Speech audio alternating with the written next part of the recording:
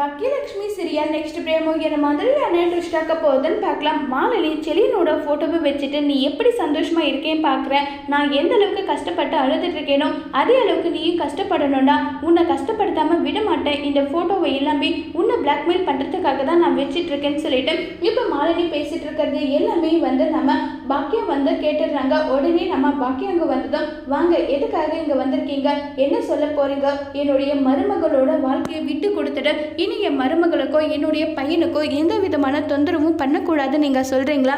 நானும் உங்கள் வீட்டுக்கு மருமகளாக வரணும்னு தான் ஆசைப்பட்றேன். செலினோட 2வது ஒய்ஃபாக வந்தால் கூட எனக்கு சந்தோஷம் தான். ஏன்னா எனக்கு குடும்பன்றது கிடையாது, நான் ஒரு அனாதை.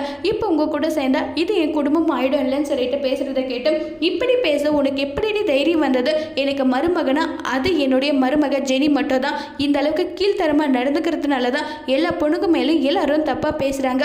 ஆமாம், அந்த செலியன் உங்ககிட்ட பழகும்போது அவனுக்கு கல்யாணம் ஆயிடுச்சு, அவன் ஒய்ஃப் ஜெனிதான்ற விஷயம் அவன் உங்ககிட்ட சொன்னானா இல்லையான்னு சொல்லிட்டு கேட்குறாங்க. என்ன மறுபடியும் ஃபஸ்ட்டுலேருந்தே சொல்லணுமா? அவன் எதுவுமே சொல்லலை. அது மட்டும் இல்லாமல் நாங்கள் 2 பேரும் சேர்ந்து ஒன்றா வாழ்ந்துட்டோம், இப்போ என் வயிற்றுல குழந்தை வளருதுன்னு சொல்லிட்டு மறுபடியும் மாலினி பொய்யா சொல்கிறாங்க. இதை கேட்டு பாக்கியா அப்படியே நம்புவாங்களா இல்லையங்கிறத வரப்போகிற எபிசோடில் வெயிட் பண்ணி பார்க்கலாம். தேங்க்யூ.